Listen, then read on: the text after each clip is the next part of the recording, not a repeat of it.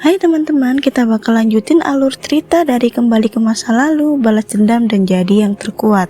Kalian juga bisa buka playlist kita dengan judul yang sama atau bisa klik di deskripsi. Selamat menikmati.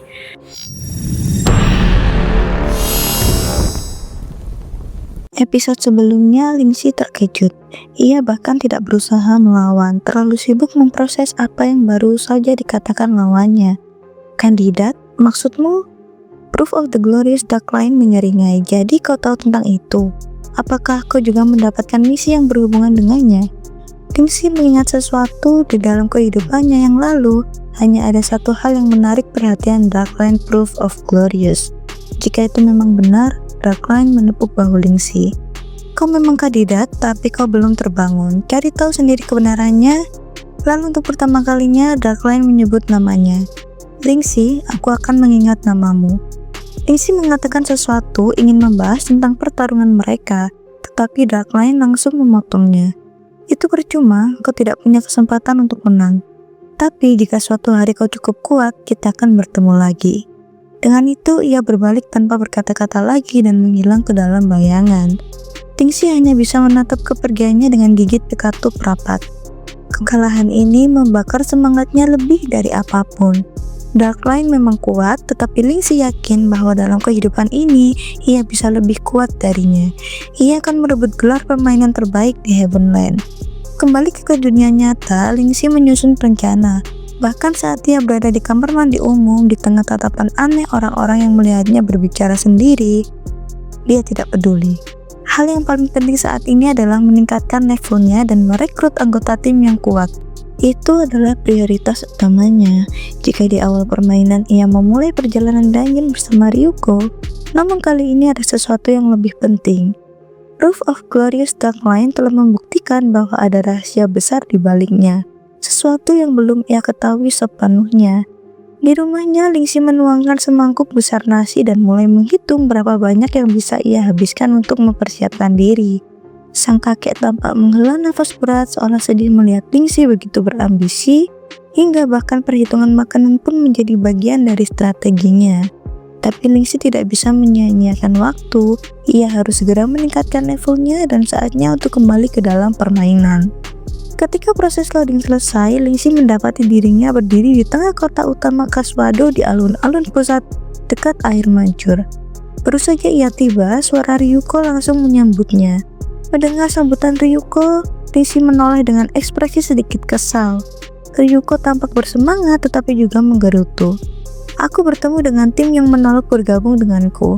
Mereka tidak percaya berapa banyak poin yang kita dapatkan di pertempuran bulanan.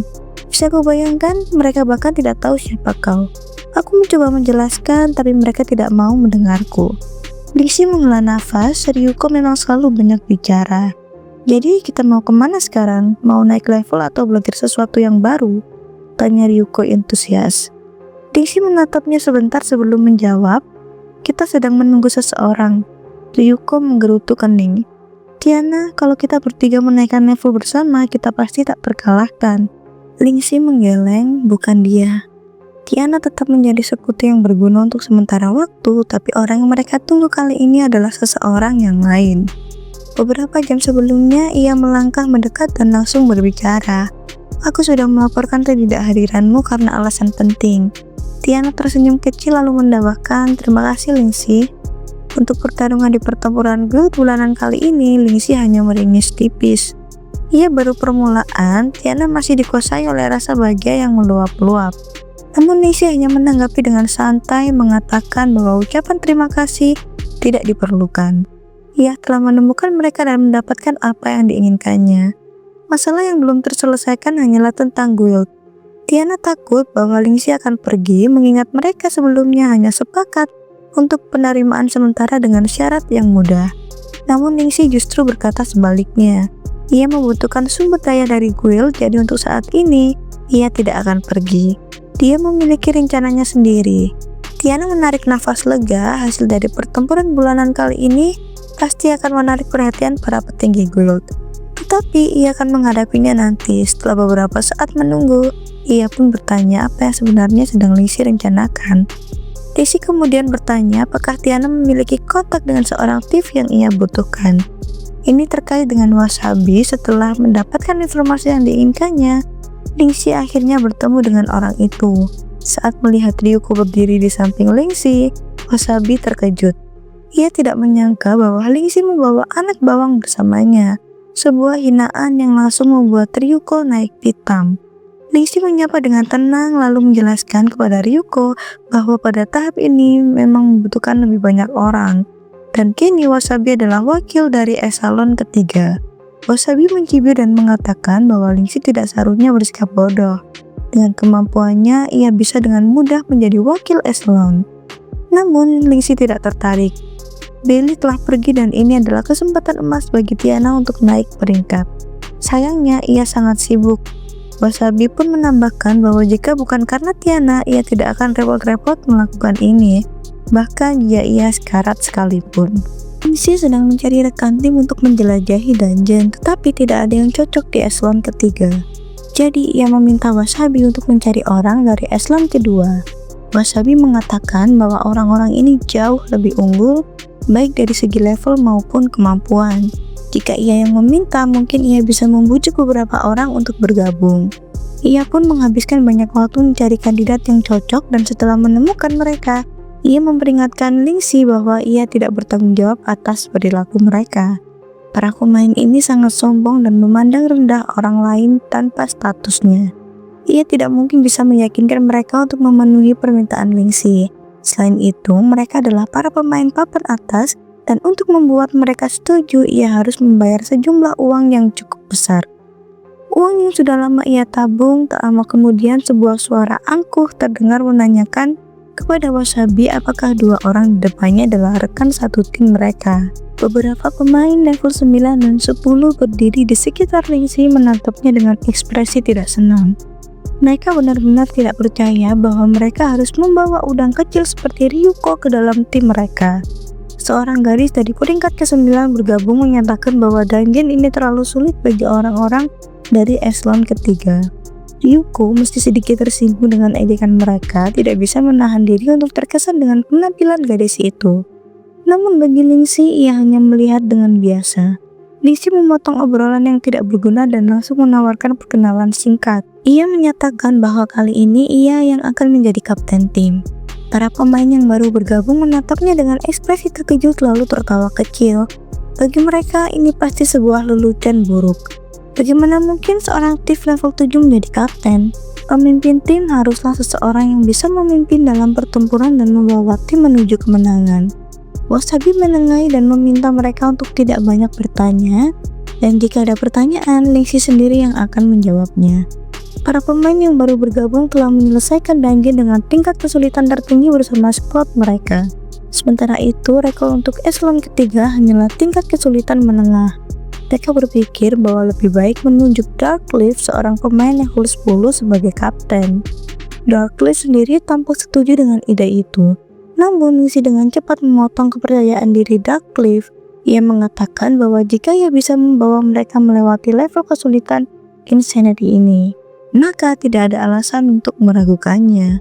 Semua orang menatap thief asing ini dengan ragu. Tidak ada yang menyangka bahwa situasi akan berkembang seperti ini. Wasabi menghela nafas meminta Lingxi untuk tidak bercanda. Ini adalah dungeon level 10. Tawaran Lingxi terlalu nekat. Darkleaf tertawa menganggap bahwa keberanian Lingxi muncul karena kebodohannya yang tidak mengetahui dasar-dasar permainan. Selena, gadis di tim mereka, ikut mencibir. Dia mengatakan bahwa dungeon ini bahkan sulit bagi eselon pertama sekalipun. Percakapan mereka terhenti ketika seorang pemain lain tiba dan bergabung dengan kelompok itu. Ia bertanya apakah semua orang ada di sini untuk membersihkan dungeon. Itu adalah Hammer. Darkleaf tampak terkejut dan bertanya apa yang sedang dilakukan Hammer di sini. Pemain itu hanya tersenyum dan mengatakan bahwa ia hanya mengantar temannya untuk membersihkan dungeon. Selena dan Ryuko tampak terkesan. Pemain ini mengenakan perlengkapan emas tingkat tinggi yang sangat mengesankan. Hammer adalah seorang pemain dari eselon pertama, anggota Guild Celestial. Meskipun levelnya tidak terlalu tinggi, perlengkapannya tetap membuatnya terlihat kuat. Lingxi tahu bahwa Celestial dan Nebulus memiliki hubungan yang cukup baik. Secara umum, Celestial selalu bersikap netral, Hammer mungkin bukan petarung terkuat di eselon pertama, tetapi ia sangat antusias, memiliki banyak koneksi, dan berteman dengan banyak orang dari guild besar. Wasabi pernah mendengar bahwa bahkan pemimpin Kalistial memiliki hubungan baik dengannya. Lingxi memahami bahwa koneksi yang kuat juga merupakan bentuk kekuatan yang sangat berharga dimanapun berada. Lingxi telah melalui semua kesulitan ini sendirian di kehidupan sebelumnya dan kini melihat ke belakang. Dia benar-benar tidak mengerti bagaimana akhirnya bisa sampai di titik sementara itu. Anggota tim lainnya menjelaskan situasi kepada Hammer, mengatakan bahwa semua ini adalah ide si Tiff nekat. Hammer akhirnya memutuskan untuk bertanya langsung pada Lingxi, apakah semua itu benar? Sementara yang lain merasa ini adalah aib besar bagi Nebulus. Hammer mengaku tidak tahu nama sang Tiff, tetapi bertanya apakah ia memiliki metode khusus. Lingxi dengan tenang menjawab bahwa tidak ada yang terlalu istimewa dari gaya bermainnya dan menyebutkan namanya. Reaksi Hammer tidak terduga, ia langsung mengenali nama itu dari pertempuran bulanan antar guild. Semua anggota tim terkejut dan mulai bertanya bagaimana Hammer bisa mengenal Lingxi. Hammer hanya membalas dengan bertanya bagaimana mungkin mereka belum pernah mendengar nama kapten dari pasukan yang mendapat ranking nomor 1 dalam pertempuran guild bulan ini. Darkleaf yang merasa malu mengakui bahwa mereka tidak berpartisipasi dalam pertempuran bulanan, jadi mereka benar-benar tidak tahu apa-apa tentangnya. Sementara itu, Hammer terus berbicara, menceritakan semua yang ia ketahui tentang petualangan Lingxi. Ryuko kecil mendengarkan dengan penuh semangat. Akhirnya ada seseorang mengagumi Lingxi seperti dirinya. Namun ketika ia hendak menambahkan kisahnya sendiri, Lingxi buru-buru membungkamnya. Dengan santai berkata bahwa itu semua hanyalah kebetulan belaka. Ia meminta izin untuk bergabung dalam penaklukan dungeon. Lingxi tidak keberatan, kehadirannya bisa mempercepat proses. Ryuko meski terus berusaha menceritakan kebenaran tentang idolanya, akhirnya menyerah karena Lingxi selalu berhasil mencegahnya.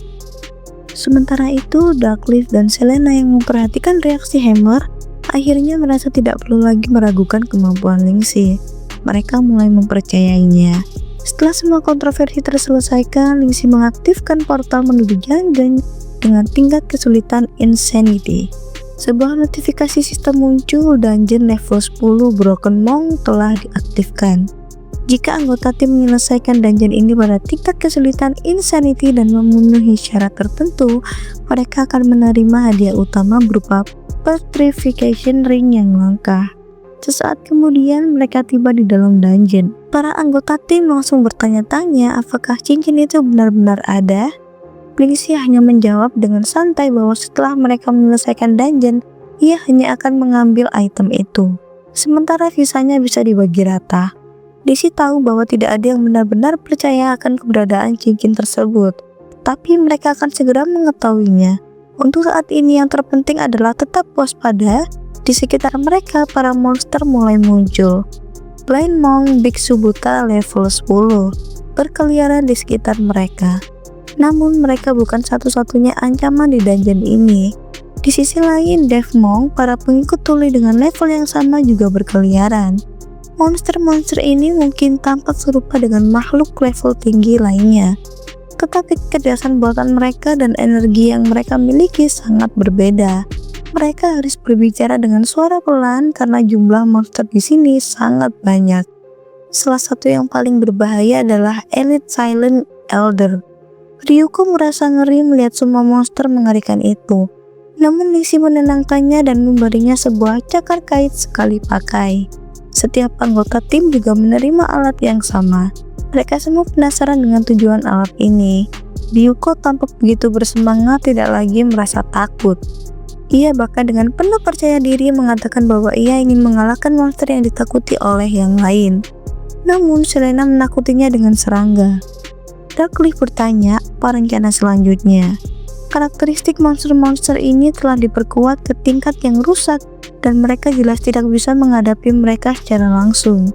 Lingxi menjawab bahwa memang tidak perlu, kali ini mereka akan menggunakan strategi permainan kelompok. Selena bertanya apakah seluruh tim benar-benar mempercayai Lingxi. Darkleaf menjawab bahwa jika Hammer percaya padanya, maka mereka pun harus percaya. Selena kemudian bertanya kepada pemain lain dari guild tentang Lingxi dan ternyata Pertempuran bulanan memang cukup membuktikan bahwa dia bukan pemain sembarangan. Namun yang paling membingungkan Selena adalah alasan Lingxi membawa mereka ke tempat aneh ini, bahkan sampai memberikan mereka cakar kait.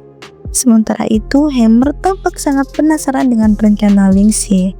Ryuko yang terus mengamati perisai emas miliknya mulai merenungkan perbedaan besar antara dirinya dan Hammer.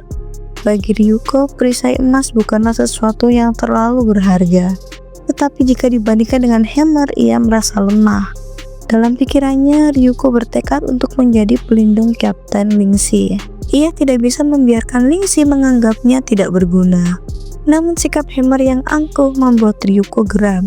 Ia tidak suka dianggap sebagai bocah kecil. Dengan penuh emosi, ia langsung menyerang Hammer dan berteriak agar ia tidak memanggilnya bocah lagi. Ryuko menegaskan bahwa dirinya adalah seorang pejuang sejati. Wasabi hanya tertawa menganggap bocah itu cukup menggemaskan. Secara keseluruhan, tim yang dipilih Lingxi cukup menarik. Bahkan Wasabi, seorang thief tingkat 3, tidak sabar untuk melihat strategi seperti apa yang akan digunakan Lingxi kali ini. Lingxi pun memberikan instruksi terakhir, para pemain harus menunggu di tempat yang telah ia tandai di koordinat. Mereka tidak boleh pergi kemanapun tanpa perintahnya. Sementara itu, Lingxi sendiri akan pergi untuk memancing para monster ke dalam perangkapnya. Bertanya apakah Lingxi akan melakukannya sendirian atau membutuhkan bantuan dari para warrior. Lingxi hanya menggeleng dan berkata tidak. Hammer kemudian bertanya bagaimana mereka bisa menggunakan kait dan membantu Lingxi dari posisi mereka. Namun Lingxi tetap merahasiakan strateginya dan hanya meminta mereka menunggu kedatangannya. Wasabi mulai khawatir jika mereka harus menghadapi begitu banyak monster, mereka bisa saja dimusnahkan dalam sekejap. Apalagi mereka masih merupakan kelompok sementara. Lingxi pun segera memberikan perintah semua orang harus bersiap dan mengambil posisi masing-masing. Wasabi hampir tak percaya dengan apa yang ia lihat. Lingxi seorang diri berlari di depan kerumunan Blind Monk dan Deaf Monk yang jumlahnya luar biasa banyak. Hammer tampak bersemangat melihat begitu banyak musuh. Sementara Ryuko sudah berseru agar Hammer tidak menghalangi jalannya. Lingxi dengan cepat mengingatkan agar semua penyihir menyiapkan mantra slow atau mantra pengendali. Jaga-jaga jika keadaan menjadi sulit. Lingxi kemudian memerintahkan pasukan Si untuk menembakkan perisai mereka di lokasi yang telah ia tandai dan memblokir jalan keluar. Tanpa ragu mereka segera mengikuti instruksi Lingxi. Kemudian Lingxi memberi perintah kepada pasukan B yang Wasabi untuk segera menyiapkan crossbow mereka. Wasabi mengonfirmasi bahwa ia telah siap. Para anggota kelompok takjub melihat bagaimana Lingxi berhasil menarik begitu banyak monster dan kembali tanpa terluka. Lingxi lalu memerintahkan pasukan Di untuk mulai melancarkan mantra slow dan mantra pengendalian dengan selisih 3 detik. Para penyihir segera memulai melantunkan mantra mereka. Gelombang energi sihir pun mengalir ke arah gerombolan monster. Mantra pertama adalah lingkaran pelambatan magis. Begitu lingkaran itu terbentuk, semua monster di dalamnya langsung kesulitan bergerak. Para anggota kelompok melihat ke bawah, menyaksikan pemandangan yang mengagumkan. Tanah penuh dengan monster level tinggi yang kini terperangkap dalam lingkaran sihir. Darkleaf akhirnya menyelesaikan mantranya dan menunggu temannya seorang elf untuk menyelesaikan bagiannya. Lingxi tersenyum puas, semua sudah diperhitungkannya dengan baik. Sekarang adalah saat yang tepat untuk melaksanakan rencana berikutnya. Pasukan B masuk ke dalam lingkaran sihir dan seorang monster di depan agar mereka tetap fokus pada kalian, seru Lingxi. Wasabi ragu jika mereka melakukan itu, monster-monster itu bisa saja berbalik menyerangnya dengan kemarahan penuh. Namun Lingxi meyakinkannya, lakukan saja, aku akan mengurus sisanya. Tanpa berpikir panjang, Wasabi meluncurkan serangan frontal. Begitu monster-monster mengalihkan kemarahan mereka kepada pasukan B, Si segera memerintahkan mereka untuk kembali mundur ke dalam lingkaran pelambatan. Sementara itu, Lingxi menyerang monster-monster dari belakang, melancarkan pukulan mematikan. Dengan memanfaatkan kondisi medan serta strategi kombinasi serangan, pertahanan, Dan mantra pelambatan, Lingxi dan timnya berhasil mengumpulkan monster-monster dalam satu tempat dan mencegah mereka menyerang balik. Kejerakan Lingxi sungguh luar biasa. Ia begitu lincah menemukan tempat sempurna untuk menjebak monster-monster dan menghindari serangan dengan mudah. Hammer tak bisa menyembunyikan keterkejutannya.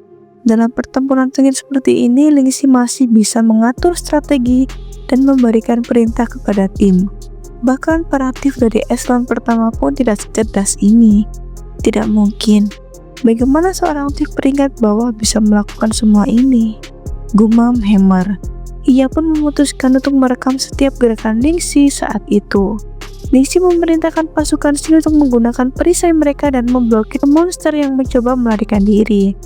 Ryuko tidak perlu diberitahu dua kali. Ia langsung berlari dengan perisainya siap menghadang musuh. Pasukan dia segera melanjutkan dengan meluncurkan mantra eliminasi begitu semua mantra pelambatan selesai. Di tengah pertempuran sengit, tiba-tiba Darkleaf menerima pesan dari Hammer. Rekap pertempuran ini, perintah Hammer. Kita harus menunjukkan ini pada Blue Cloud, pemimpin Guild Celestial. Tanpa ragu, Darkleaf segera merekam aksi Lingxi. Dalam rekaman itu, Lingxi tampak seperti pahlawan super. Ia bergerak dengan anggun di antara gerombolan monster menciptakan pemandangan yang monster-monster itu berusaha menyerangnya dengan brutal, namun Lingxi menghindar dengan mudah dan membalas serangan mereka tanpa ragu. Darkleaf terkagum-kagum, ini adalah pertama kalinya ia berhasil membasmi begitu banyak monster hanya dalam satu serangan.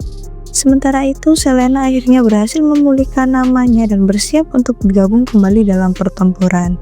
Lingxi menyadari bahwa para penyihir telah berhenti menarik perhatian monster, maka ia segera bertanya, pasukan Si, apakah kalian baik-baik saja? Ryuko dan Hammer langsung menjawab, kami tidak ada masalah. Jika monster-monster ini bisa melewati kami, para penyihir di atas akan berada dalam bahaya. Ryuko sudah menyadari hal ini bahkan tanpa instruksi dari Hammer. Yang ia inginkan hanyalah Lingxi mempercayainya. Ia tahu bahwa para penyihir membutuhkan perlindungan, namun jumlah monster di medan pertempuran sangat banyak dan mereka bisa menyerang sekaligus kapan saja. Lingxi segera memberikan perintah ke pasukan D untuk terus lancarkan mantra eliminasi. Selena langsung bertindak menciptakan gelombang api yang menyala-nyala bersiap untuk menghabisi para monster. Elf di sampingnya pun segera bersiap membantu dan pertempuran mencapai puncak. Upaya kolektif mulai membentuk abu di tengah lapangan yang kemudian menghantam para monster satu persatu ke udara. Wasabi yang sudah berada di tempat aman mulai menyadari bahwa ia telah meremehkan taktik Lingxi dalam memimpin. Anak itu ternyata sangat kompeten dalam menetralisir monster dan mampu bergerak di antara mereka tanpa terluka sedikit pun. Lebih dari itu, Lingxi juga masih bisa menyerang sekaligus memberikan perintah kepada timnya, sesuatu yang layak dihormati. Ryuko yang mulai lelah berdiri di tempat akhirnya memberitahu Hammer untuk beristirahat sejenak. Sementara ia menangani monster yang tersisa, Lingxi dengan mudah mendapatkan kepercayaan dari rekan-rekannya dan berkat dirinya, tim mereka yang baru terbentuk dapat bekerja dengan baik. Tak disangka, dungeon dengan tingkat kegilaan seperti ini terasa lebih mudah dari yang dibayangkan bagi anggota party. Namun, Lingxi memperingatkan bahwa masih ada 2 gelombang monster lagi yang akan datang. Ia kembali berlari untuk memancing gerombolan monster lainnya, sementara para penyihir harus segera memulihkan nama mereka. Tim harus bersiap karena mereka akan menggunakan strategi yang sama seperti sebelum-sebelumnya. Sementara itu, di dalam dungeon Coliseum, pertempuran sengit sedang berlangsung di antara kelompok eselon pertama dari Celestial. Sekelompok pemain telah mencapai bos utama yang bertarung dengan sangat agresif. Berkat serangan khusus yang mengurangi pertahanan, lapisan pelindung monster itu mulai menghilang, memberi kelompok mereka kesempatan untuk menghabisinya. Blue Cloud, pemimpin Celestial Guild, memperhatikan bahwa monster tersebut masih memiliki jubahnya, yang berarti rentang kemampuannya belum sepenuhnya terbuka. Salah satu anggota yang berada di belakang Blue Cloud bertanya kemampuan aneh apa yang akan digunakan kali ini. Pemain itu adalah Fallen, wakil pemimpin Celestial Guild, dan kehadirannya memberikan dukungan besar bagi Blue Cloud. Blue Cloud menjawab bahwa ia hanya sedang menguji batas kemampuannya, lalu bertanya apakah Fallen sudah menangani segalanya. Fallen dengan santai menjawab bahwa bagi anggota eselon pertama, tantangan seperti ini hanyalah sepele. Perbedaan antara Gould peringkat pertama dan kedua masih sangat jauh. Blue Cloud lalu bertanya tentang Wolfgang dan Nebulus. Fallen menjawab bahwa perselisihan antar kedua Gould itu belum juga mereda. Namun terlepas dari perkembangan ini, para pemimpin kedua kelompok telah bersiap untuk mengambil tindakan lebih lanjut. Pada saat yang sama, Fallen berhasil menghindari serangan monster besar yang mencoba menyerangnya dari belakang. Detik berikutnya, ia langsung membalas dengan menusuk mata raksasa itu dengan pedang. Setelah serangan pertama, ia melancarkan serangan kedua yang akhirnya berhasil menghancurkan tengkorak makhluk mengerikan itu. Fallen segera menyadari bahwa ia harus segera menjauh dari raksasa yang mulai mengumpulkan energi untuk serangan besar. Sementara itu, pembicaraan tentang pertempuran bulanan antara Nebulus dan Wolfgang kembali mencuat. Dalam pertempuran terakhir, 7 anggota Nebulus berhasil menghabisi puluhan anggota Wolfgang dan memicu kemarahan yang membara di antara para guild. Jika seseorang berani mengusik mereka saat ini, konsekuensinya pasti tidak akan berakhir dengan baik. Namun perhatian para pemain tiba-tiba teralihkan oleh pesan dari Hammer yang mengirimkan sebuah rekaman pertempuran. Video itu menampilkan pertarungan seorang thief dari Nebulus dalam dungeon tingkat Insanity. Blue Cloud dan Fallen langsung terhenti sejenak, mata mereka terpaku pada adegan yang ditampilkan. Bahkan Hammer juga bertanya di chat apakah pemimpin kalian pernah bertemu dengan thief sekuat ini sebelumnya. Sementara itu, gelombang baru musuh semakin mendekati kelompok Celestial dan anggota tim bertanya pada Blue Cloud apa yang harus mereka lakukan. Namun, Blue Cloud masih sibuk menonton video tersebut dan di dalam dungeon, Nisi bertarung sendirian melawan monster terkuat yang mereka hadapi sejauh ini, yaitu Silent Elder. Sistem pun mengumumkan bahwa mereka telah menarik perhatian Elite Silent Elder, makhluk yang sangat kuat dan berbahaya. Nisi menyerang terlebih dahulu, tetapi raksasa itu dengan mudah menangkis serangan tersebut, lalu melemparkan Lingxi jauh ke belakang. Para anggota tim Lingxi menahan nafas terpana oleh pemandangan itu. Ini adalah pertarungan yang benar-benar spektakuler. Hammer tidak bisa mempercayai bahwa ia belum pernah mendengar tentang Lingxi sebelumnya, dan dengan kemampuan seperti ini bergabung dengan Gould papan atas bukanlah hal yang sulit baginya. Hammer segera mengirimkan laporan kepada Blue Cloud mengatakan bahwa Lingxi sedang bertarung melawan Silent Elder dalam dungeon tingkat Insanity. Ia menambahkan bahwa telah merekam semuanya dan bahwa Lingxi tampaknya memiliki rencana yang jelas. Beberapa saat sebelumnya, Ryuko menyadari bahwa sudah waktunya untuk menjalankan bagiannya dalam strategi mereka, lalu ia segera berlari ke arah Silent Elder. Para penyihir di posisi mereka mulai berpikir apakah mereka bisa menggunakan metode yang sama untuk melawan monster ini, tetapi mereka masih ragu. Tiba-tiba Lingxi muncul di dekat mereka dan memberitahu bahwa jangkauan pandangan Elite Silent Elder sangat berbeda dengan monster biasa. Ini bukan tempat untuk DPS. Ryuko bertanya apa yang harus mereka lakukan, memperingatkan bahwa Silent Elder sedang dalam proses transformasi. Namun Lingxi hanya tersenyum dan mengatakan bahwa tidak ada yang perlu dilakukan. Ketika kelompoknya bertanya apakah ia yakin, Lingxi menjawab bahwa dirinya terlalu cepat. Mereka tidak akan bisa mengimbanginya. Dengan keyakinan penuh, Lingxi menggenggam belatinya erat-erat di dada, lalu berkata, "Aku akan menghabisinya dalam 10 menit." Duckleaf dan Hammer terkejut mendengar itu. 10 menit? Itu mustahil.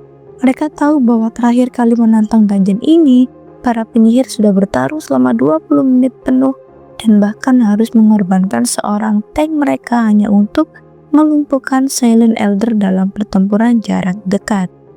Namun Lingxi hanya tersenyum kecil dan berkata, "Kalian hanya menggunakan strategi yang salah.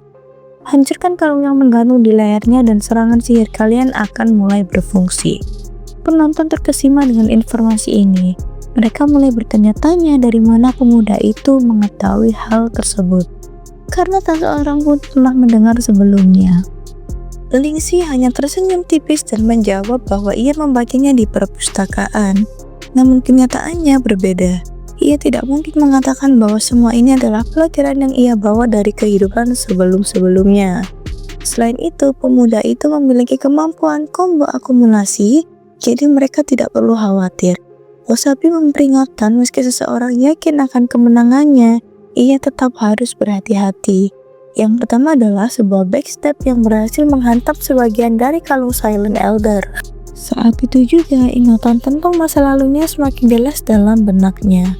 Bagaimana ia menyerang lawannya dari titik-titik buta dengan presisi yang sempurna. Hammer yang mengabadikan pertempuran itu berkata dengan kagum, "Dia adalah thief paling gesit yang pernah kulihat." Lingxi bergerak seperti bayangan dengan kecepatan yang luar biasa. Ia melingkari Silent Elder seperti seekor ular berbisa raksasa yang siap menerkam. Wasabi menanggapi adalah top time. Itulah alasan Lingxi bisa memiliki teknik microcontrol yang luar biasa ini. Sementara itu, Ryuko penggemar Bread Sanctive mengangguk setuju. Kapten kita memang sangat kuat. Aku akan melakukan yang terbaik untuk tetap di sisinya dan menjadi pendukungnya. Lingxi kembali melancarkan serangan menghancurkan manik terakhir dari kalung Silent Elder. Saat itu juga anggota timnya segera bersiap untuk melancarkan mantra kehancuran sesuai dengan rencana mereka. Para penyihir mulai membentuk lingkaran api menyelimuti area pertempuran dengan Fetters of the Serpent. Sementara Lingxi terus menekan Silent Elder dengan serangan cepatnya.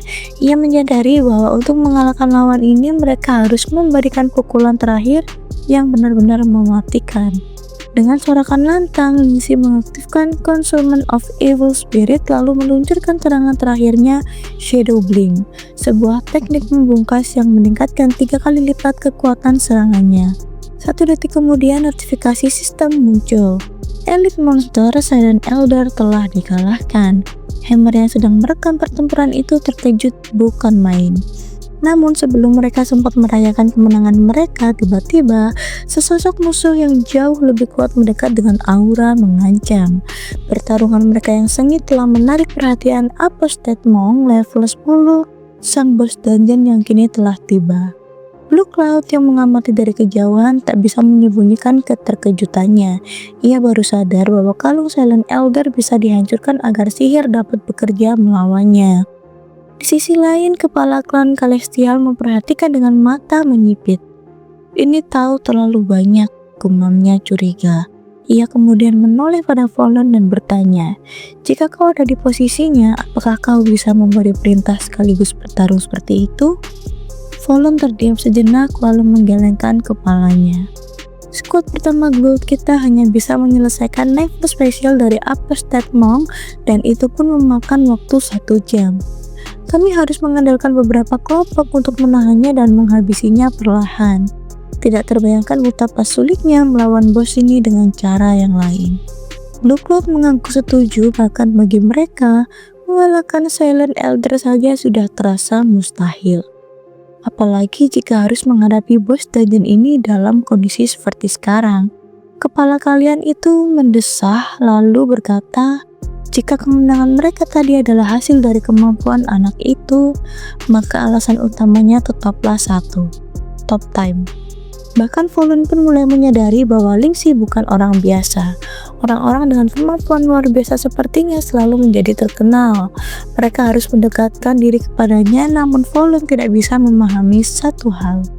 Mengapa seseorang dengan kemampuan sehebat itu masih berada di tingkatan ketiga? Apa yang sedang direncanakan oleh pemimpin klan?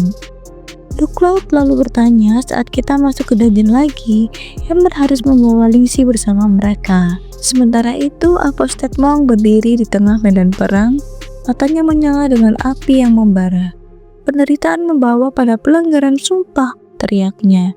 Ia kemudian mengayunkan tokat sucinya ke tanah. Gelombang energi meledak dari titik tumbukan menyebar ke seluruh medan pertempuran. Dengan suara yang bergema seperti petir, ia menatap kelompok mereka dan berkata, "Mengapa kalian tidak berlutut pada aku dan melupakan segalanya?" Para anggota kelompok saling berpandangan. Tidak satu pun dari mereka memahami mengapa serangan mereka tak berdampak pada musuh ini. Ini berbeda, ini bukan level kesulitan yang sama seperti sebelumnya. Seseorang berseru, "Apostate Monk benar-benar telah menjadi gila." Kekacauan mulai menyelimuti tim, tak seorang pun tahu apa yang harus dilakukan. Namun di tengah kebingungan itu, Lingxi tetap tenang.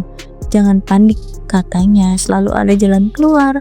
Ia kemudian menarik perhatian mereka ke satu detail penting. 4 tangan sang monk, serangan utamanya berasal dari keempat tangannya. "Jelas, Lingxi, jika kita bisa memotong tangan-tangannya, dia tidak akan bisa menyerang lagi." Hammer mengerutkan kening. Kau serius? Kau ingin memutuskan bagian tubuh bos level insanity? Kita sudah cukup beruntung bisa mengalahkannya. Jangan ambil risiko lebih besar. Namun Ningxi tersenyum tipis. Tenang saja, kita punya seseorang yang bisa melakukannya. Tapi nanti, untuk saat ini aku harus masuk ke dalam pertarungan ini tanpa membuang waktu. Ningxi berlari ke arah bos. Ryuko, aku butuh kekuatanmu sekarang, serunya. Ryuko tidak boleh ragu, kali ini Ningxi bergantung padanya, dan ia tidak boleh mengecewakannya. Ningxi berteriak pada Wasabi untuk menahan bos di tempat. Sementara itu, Apostate Monk mengangkat keempat tangannya. Gelombang energi mulai berputar di telapak tangannya, semakin kuat setiap detik.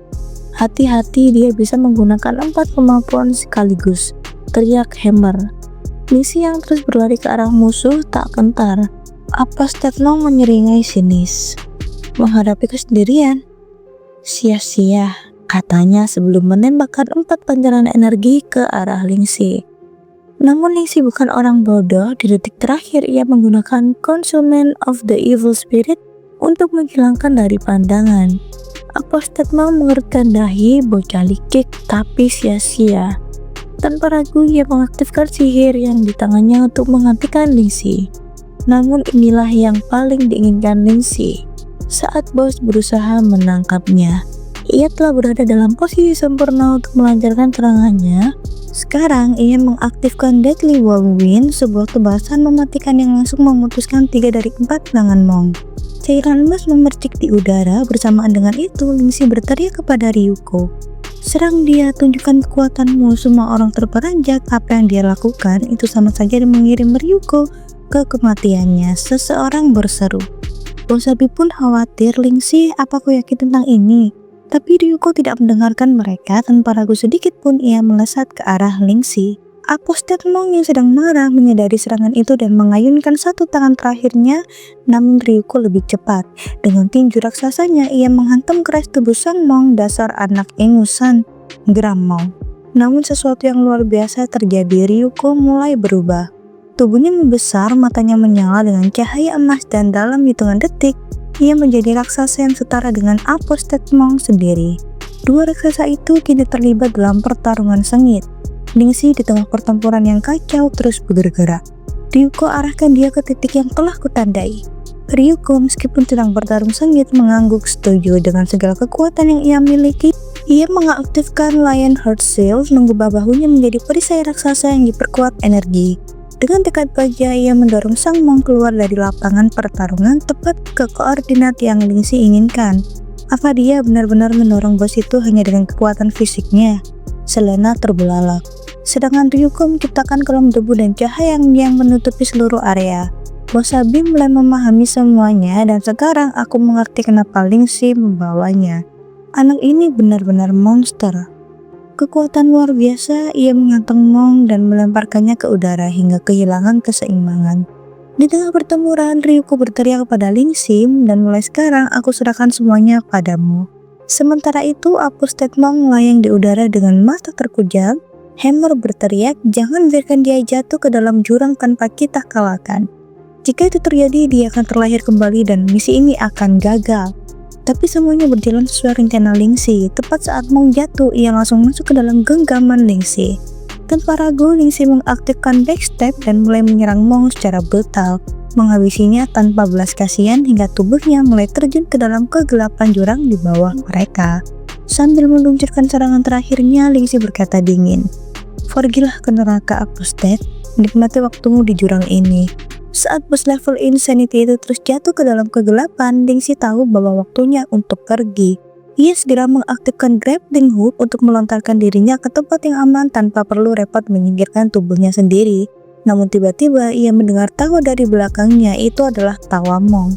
"Kita ini sama saja," kata sang Monk sambil jatuh ke jurang. "Kita berdua memiliki jiwa yang rusak.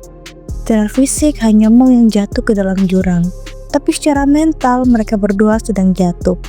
Ningxi sempat terdiam sejenak, tersentuh oleh kata-kata itu. Kabar tentang kemenangan mereka menyebar dengan cepat. Kini di jalanan kota manapun orang-orang mengenali mereka. Bahkan para peserta pertempuran sendiri masih tak percaya dengan apa yang baru saja mereka alami. Faktanya, strategi ini sebenarnya berasal dari seorang pro player di kehidupan Lingxi yang lalu, namun ada perbedaan besar. Ryuko berhasil melakukan pekerjaan yang seharusnya dilakukan oleh beberapa orang sekaligus. Saat itu Wasabi menyadari bahwa level Lingxi dan Ryuko telah meningkat. Namun dengan imbalan yang cukup besar, ia akan mengampuni mereka. Sistem membagikan pengalaman berdasarkan kontribusi dalam misi sehingga Lingxi dan Ryuko mendapatkan poin terbanyak. Sementara itu, Selena memperoleh staff Magic Damage plus 12 serta kemampuan tambahan bernama The Grieving Monk Staff. Ryuko mendengus kesal ini dengan keberuntungan Selena. Ia sendiri tidak mendapatkan hadiah yang cocok untuknya. Hammer lalu menyampaikan sebuah pesan, "Pemimpin kami, Blue Cloud, ingin bertemu denganmu. Mau menerima undangannya?" Markas Celestial Guild penuh sesak. Semua orang membicarakan pencapaian mereka dan peralatan baru yang mereka dapatkan. Di antara keramaian, Hammer, salah satu anggota penting Guild, mengantarkan misi melalui koridor megah di dalam istana. "Bagaimana menurutmu? Guild kami punya markas paling sibuk di seluruh ini, bukan?" tanya Hammer.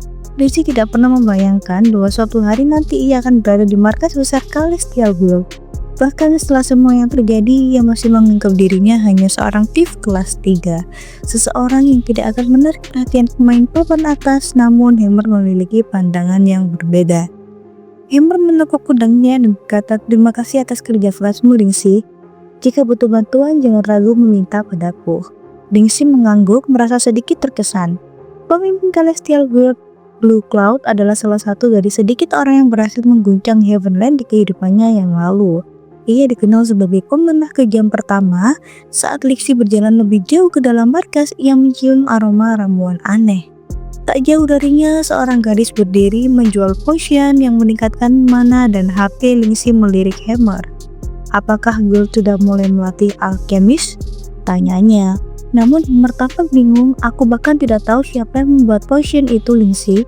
Semakin penasaran di kehidupan yang lalu, para Magella yang menjual potion, bukan alkemis. Saat itu, alkemis dianggap tidak berguna hingga 6 bulan setelah game ini dirilis, karena spesialisasi mereka belum berkembang sepenuhnya. Tapi tiba-tiba sebuah ingatan muncul dalam benaknya. Dulu ada beberapa alkemis yang berhasil membuat ramuan luar biasa hingga menjadi terkenal di seluruh dunia game. Sebuah ide muncul di kepalanya, bagaimana kalau aku melatih alkemis pribadiku?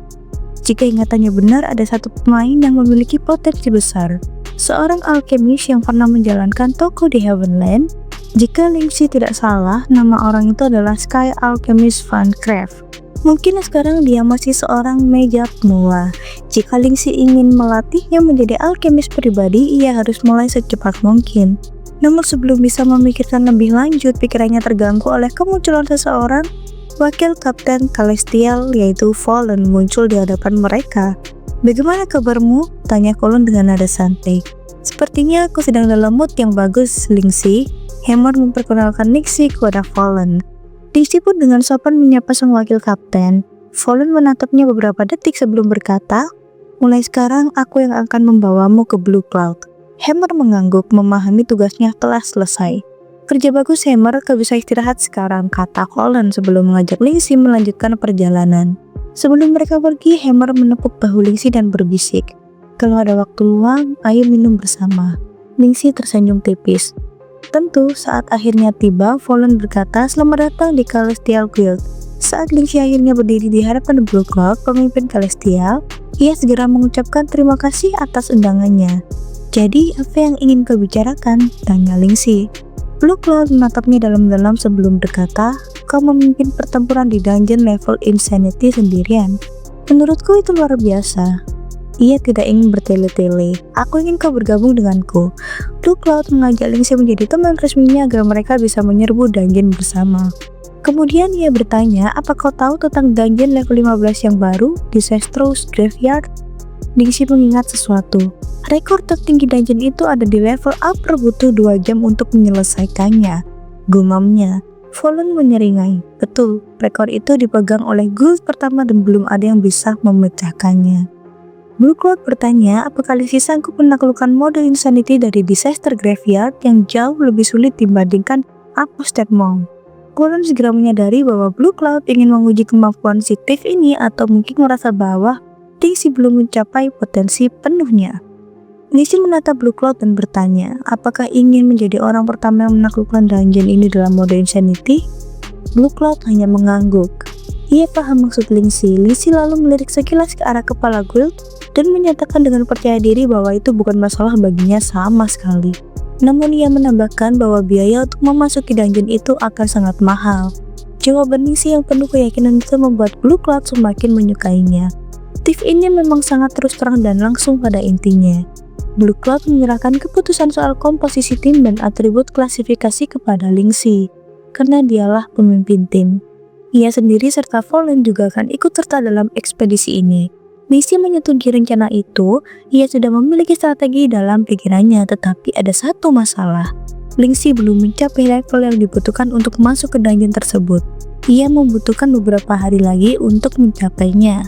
Fallen dan Blue Cloud yang mendengarnya tampak sedikit terkejut. Namun mereka tidak ragu untuk menambahkan Lingxi sebagai teman. Ketiganya sudah mengambil keputusan mereka. Lingxi kemudian meminta beberapa buku keterampilan, sesuatu yang sudah lama ia cari. Ia bersedia membelinya dengan harga yang masuk akal. Fallen bertanya buku apa yang dibutuhkan karena mungkin saja ia bisa memberikannya secara cuma-cuma. Lingxi lalu menyebutkan daftar buku keterampilan yang ia perlukan. 2 di antaranya mudah didapat, tetapi ada satu yang cukup langka, sehingga Fallen harus meminta bantuan pemain lain untuk mencarinya. Fallen memperkirakan mereka bisa mendapatkan buku tersebut dalam 3 hari dan Blue Cloud meyakinkan bahwa buku itu akan dikirimkan ke Lingxi secepatnya. Lingxi mengucapkan terima kasih lalu bertanya sesuatu yang membuat Blue Cloud dan Fallen terdiam sejenak. Kalian berdua sudah mencapai level 15. Kenapa belum menjadi Awaken? Blue Cloud menjelaskan bahwa meskipun proses awakening tampak mudah, ujian khusus untuk menjadi awaken juga menguji tingkat perkembangan seseorang. Sebagai contoh, Darkline adalah salah satu orang paling mengerikan dalam permainan ini dan kecepatan awakening seseorang dapat meningkatkan peluangnya untuk menjadi pemain terkuat. Karena itu, mereka masih berusaha mencari cara untuk meningkatkan tingkat awakening mereka sebelum benar-benar melakukannya. Lingxi tersenyum. Jadi dugaannya benar, selama ini ia selalu penasaran mengapa jumlah awaken di kehidupan masa lalunya sangat sedikit. Sekarang ia menyadari jawabannya. Ada orang-orang secara aktif mempelajari cara meningkatkan awakening sebelum benar-benar melewatinya. Kalau begitu, aku tak akan mengganggu lebih lama. Aku harus pergi, aku akan menghubungi kalian setelah aku selesai. Blue Cloud memperhatikan Lingxi saat dia pergi. Ia bisa merasakan aura kuat yang terpancar dari pemuda itu. Seolah-olah kemenangan sudah ada di tangannya. Fallen juga menantikannya bukan hanya karena ingin melihat aksi Lingxi di dungeon mode Insanity, tetapi juga karena ia ingin bertarung dengannya suatu hari nanti. Sementara itu di jalan Greyfall, perdagangan berlangsung ramai. Setiap pemain berusaha membeli barang yang mereka inginkan, tetapi seringkali harga tidak sesuai dengan harapan mereka. Di tengah keramaian, seorang pemain mengeluh kepada temannya. Kok benar? Ada seorang penipu yang menjual ramuan dengan harga mahal di sini. Alchemist Pancraft, dari pemilik toko ramuan itu, menatap mereka dengan tajam dan berkata, "Kalau kalian tidak mau membeli, silakan pergi." Si pemuda mencibir. Pancraft, nama yang aneh. Ramuannya mahal dan tidak berguna. Apakah kau datang ke Heavenland hanya untuk menjadi bahan tertawaan? Kak cukup sampai di situ, ia mulai merendahkan gadis itu. Menyebutnya penipu kecil yang hanya ingin menguras uang orang lain. Ia bahkan mengejek bahwa gadis itu mungkin sebenarnya seorang pria tua di dunia nyata. Pancraft menahan amarahnya dan membalas, "Kalian bahkan belum pernah mencoba ramuanku. Jadi berhentilah mengeluh tanpa alasan." Namun pemuda itu menyangga, "Beberapa hari lalu temanku membeli 1 botol dengan harga 1 koin perak. Apa yang ia dapatkan? Ramuan biasa dengan atribut acak bahkan bisa memberikan debuff. Kau menipu orang-orang yang tidak tahu apa-apa."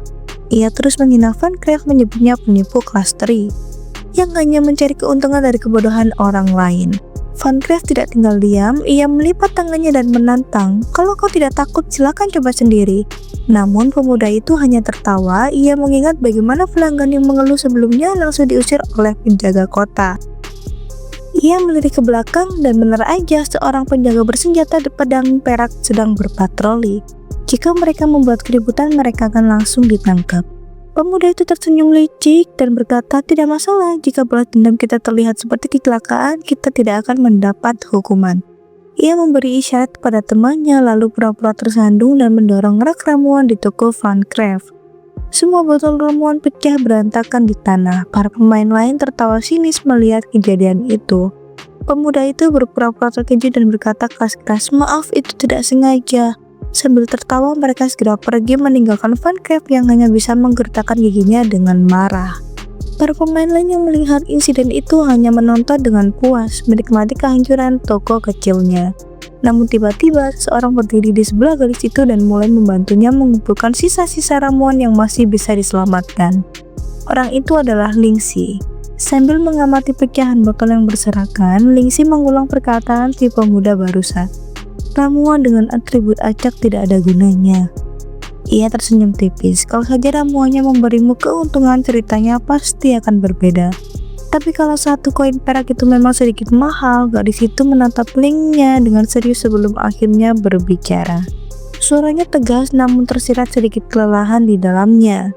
Aku menghabiskan seluruh energi dan waktuku untuk ini. Itu sebabnya harganya tinggi. Selain itu, bahan-bahan yang kubutuhkan jauh lebih mahal daripada yang biasa digunakan. Ia menunduk sejenak sebelum melanjutkan dengan nada lirih. Aku bahkan tidak bisa membuat ramuan biasa. Aku tidak suka bertarung dan satu-satunya hal yang aku kuasai hanyalah menciptakan campuran alkemis. Jadi aku tidak punya pilihan lain. Lingxi menatap gadis itu dengan penuh perhatian. Di kehidupan sebelumnya, ia tidak pernah melihat seseorang alkemis langit bernama Van Cleef. Nama itu selalu terdengar seperti nama seorang pria tua, sehingga Lingxi membayangkan sosok seorang silent elder berjubah panjang yang menghabiskan waktu di laboratorium alkemis. Namun, kata-kata gadis itu telah mengubah perspektifnya. Tidak bisa membuat ramuan biasa. Itu berarti eliksir yang ia ciptakan berbeda dari yang lain. Eliksirnya memiliki atribut yang jauh lebih kuat dari ramuan biasa. Lingxi akhirnya menyadari kebenaran yang tersembunyi. Dialah alkemis langit yang sesungguhnya. Tak heran jika semua guild berebut ingin merekrutnya sebagai super alkemis mereka. Lingxi menatap gadis itu lebih dalam dan bertanya dengan penuh rasa ingin tahu, kau belum bergabung dengan guild manapun? Gadis itu masih sibuk mengatur botol-botol kecilnya sebelum akhirnya menjawab dengan nada datar.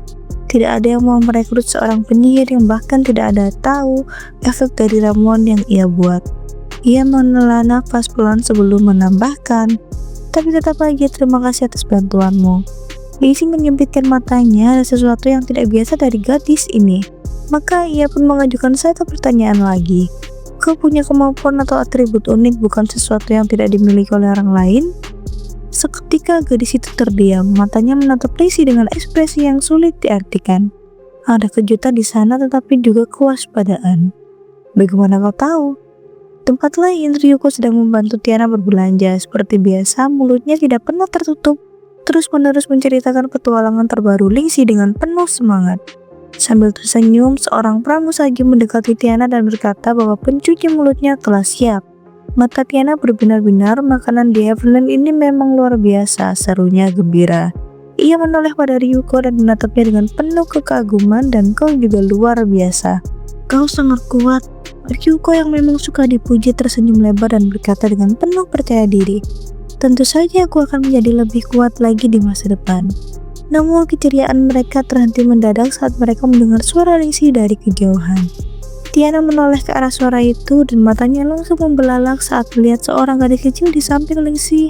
Lingxi menyeringai santai dan memperkenalkan gadis itu. Ini seorang penyihir dengan julukan Van Cleef. Gadis itu menunduk dengan sopan namun Ryuko langsung menunjukkan ketidaksukaannya. Tanpa ragu ia berkata dengan nada sinis, nickname-mu terdengar seperti nama orang tua. Van Cleef hanya mengangkat bahu, aku memilihnya karena alasan pribadi. Tiana mendekati Lingxi dan menatapnya tajam sebelum berbisik. Jadi ini gadis kecil yang kau tulis dalam surat. Anggota barumu? Lingxi mengangguk santai. Tiana terdiam sesaat sebelum menghela nafas panjang. Lingxi, kenapa semua orang yang kau temukan selalu anak kecil? Pertama Ryuko tidak bisa berubah menjadi raksasa dan sekarang ada seorang gadis kecil yang bahkan baru level 3. Apa kau punya semacam fetis terhadap anak-anak? Tanyanya dengan nada menggoda. Lingxi tertawa kecil alih-alih menjawab. Ia menoleh ke Tiana dan berkata, "Bisakah kau membantu meningkatkan level Funcraft?" Tiana mengangkat alis tetapi tetap Ryuko yang masih penasaran mendekati gadis itu dan bertanya, "Apa yang kau bawa di dalam tas itu?" Funcraft menatapnya dan menjawab santai, "Dalam perjalanan ke sini, Lingxi berjanji akan memberiku tempat dan dana untuk mengembangkan obat-obatanku." Lingxi mengangguk, "Benar, tapi levelmu masih terlalu rendah, itu akan menghambat efisienmu. Jadi kita harus meningkatkannya dulu."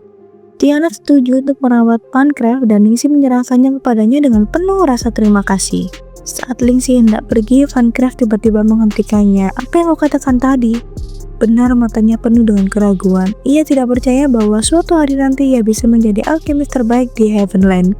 Namun Lingxi menatapnya dengan yakin dan berkata, "Percayalah, kau pasti akan menjadi alkemis terbaik di game ini." Setelah itu, ia mengaktifkan teleporter dan menghilang dalam sekejap.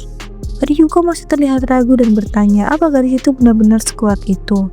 Lingxi tersenyum, "Dia sangat berbakat sehebat dirimu. Dia juga memiliki energi blessing." Lingxi mengatakan itu adalah berkah yang sangat langka untuk seorang alkemis. Namun sekarang tujuan mereka jelas, ibu kota sihir Hades. Lingxi berencana meningkatkan levelnya ke-12 di sana. Tak ada waktu untuk ragu, petualangan mereka baru saja dimulai. Kita sudahi sampai sini dulu ya teman-teman. Jangan lupa spam komen lanjut di kolom komentar dan sampai jumpa di part berikutnya. Bye!